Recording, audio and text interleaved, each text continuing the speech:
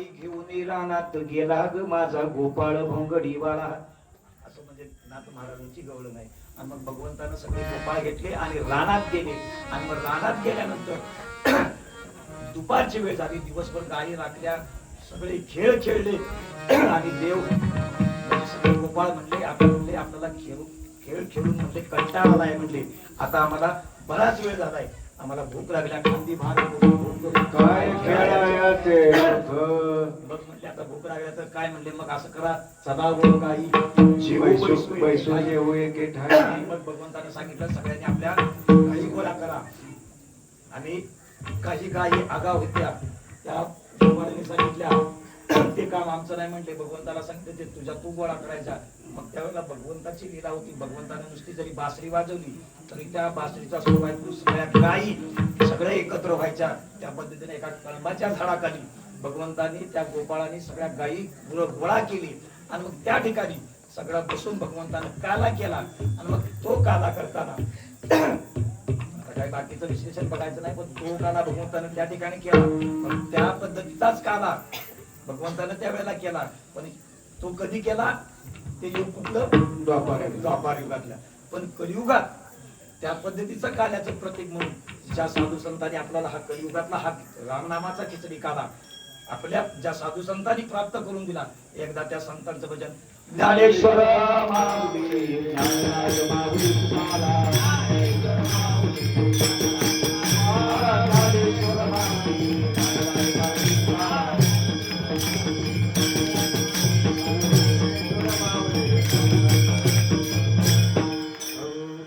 गोकुळीच्या सुखा अंतपार नाही लेखा, बाळकृष्ण नंदागरी आनंदल्या नरनारी, बुडिया तोरणे करते कथा गाती गाणे, बाळकृष्ण नंदागरी आनंदल्या नरनारी, तुका म्हणे सांदा गाठ म्हणे छंदे मन मोहिले गोविंद, बाळकृष्ण नंदागरी आनंदल्या नरनारी. अशा पद्धतीने हा अभंग आहे. एकदम आष्ट चिंतन करून जसा सोडवायला म्हणजे सोडवता येईल तसा सोडवण्याचा प्रयत्न केला. आता कसं आहे, मी फक्त चरित्रातच बोललो, अभंगावर काही बोलता आलं नाही, परंतु झालेली सेवा या ठिकाणी हनुमंतरायाच्या चरणी समर्पित. त्याचप्रमाणे आपले पाहुणे बसणी मंडळ असतील, आमचे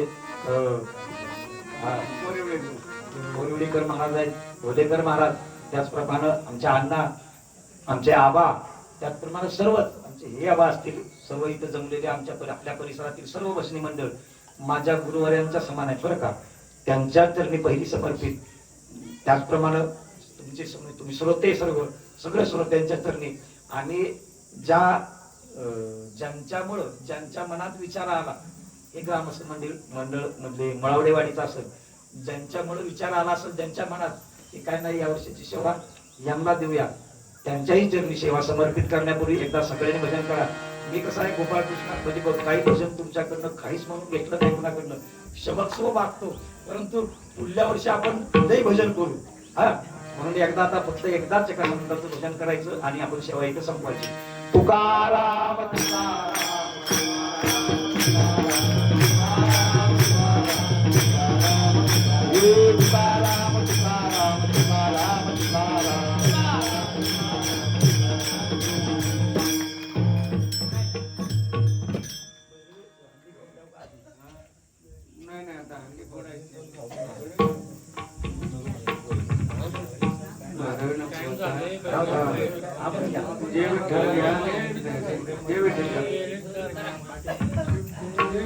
विठ्ठल जय विठ्ठल नंतर सिंग या की पुढे महिला जरा आठवा महिला जरा ते कुरमुर पाठी घ्या पताका नाही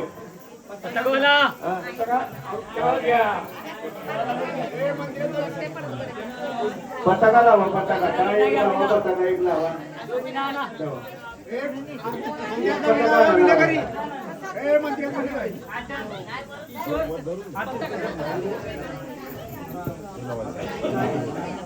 पताका आतमध्ये पताका का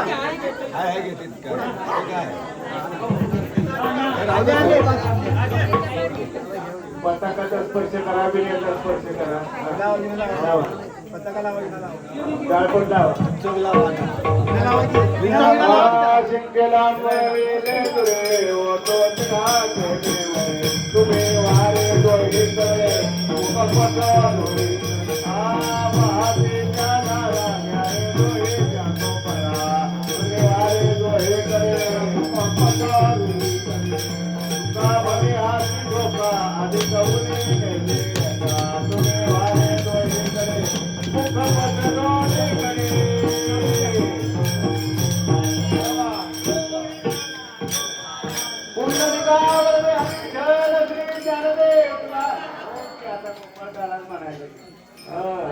कंटेकरला कृष्ण म्हणे अवघाजले प्रकाश. आला वाटू एक मेघा वैष्णविका संभ्रम. आला वाटू एक मेघा वैष्णविका संभ्रम.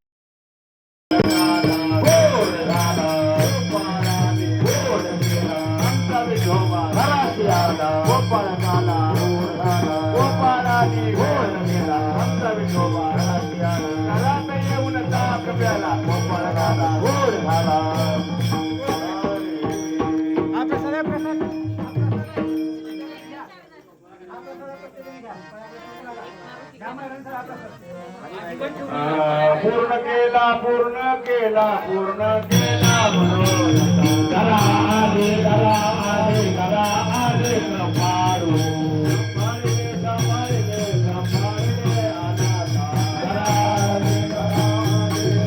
आले कपाळू. केला निळा पावन बाई संभाळी अनाथ.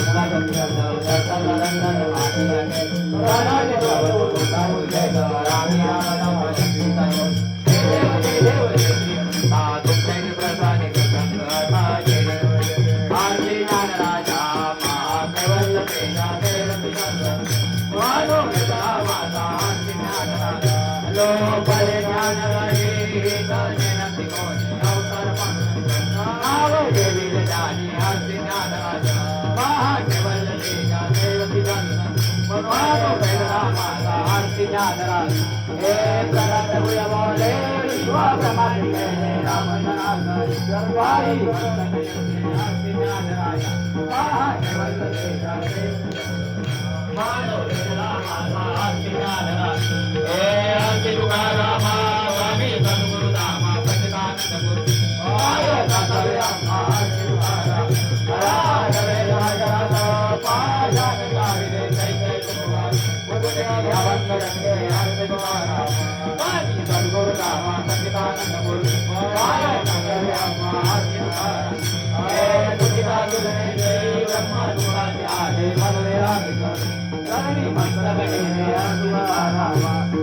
सद्गुरु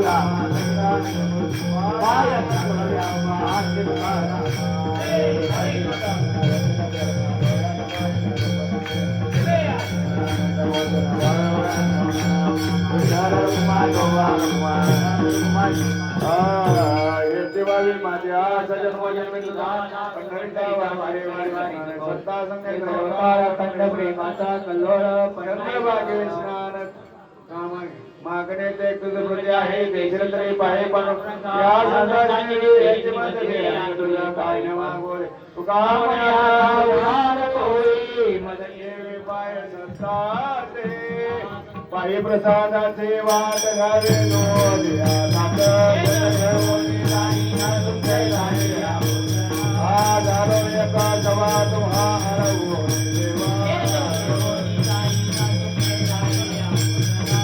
तुका म्हणे चित्त करुणे राहिलो